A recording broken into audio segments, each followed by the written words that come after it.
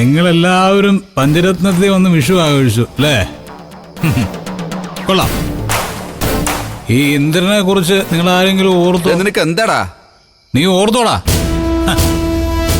ആരോർക്കാൻ?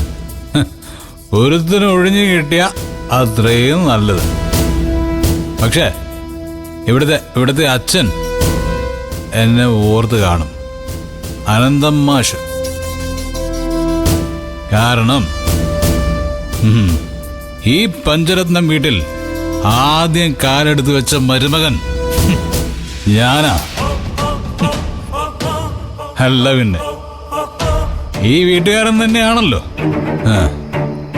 ഈ മക്കളും മരുമക്കളും എല്ലാം ഒത്തുകൂടി ഇവിടെ ആദ്യമായി ഓണവും വിഷുവും ഒക്കെ ആഘോഷിക്കാൻ തുടങ്ങിയത് ഈ ഇന്ദ്രൻ വന്നതിന് ശേഷമാ.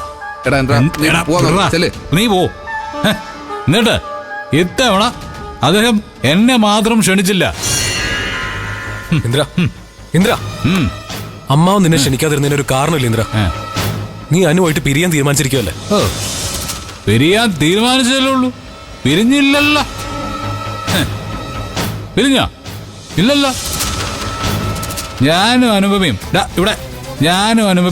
നിയമപരമായിട്ട് പിരിഞ്ഞോ?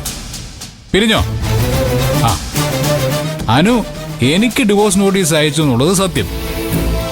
ആ, അതുപോലെ ഈ വിനയന് ചീരു ഡിവോഴ്സ് നോട്ടീസ് അയച്ചില്ലേ? നീ ഇപ്പൊ പോവാൻ നോക്ക്, നമുക്ക് പിന്നെ സംസാരിക്കാം. ചീരുവിനെ ജനിച്ച 2 പെൺകുഞ്ഞുങ്ങളായി പോയതിന്റെ പേരില് അവളെയും മക്കളെയും ഇത്രയും കാലം ദ്രോഹിച്ച ഇവനല്ലേ ഇപ്പൊ ഇവിടുത്തെ മുഖ്യ അതിഥി. ഇന്ദ്ര, ആവശ്യമില്ലാത്ത കാര്യമൊന്നും നീ ഇപ്പൊ സംസാരിക്കണ്ട. നീ നിന്റെ ഭാര്യയോടും മകനോടും ചെയ്ത കാര്യങ്ങളൊക്കെ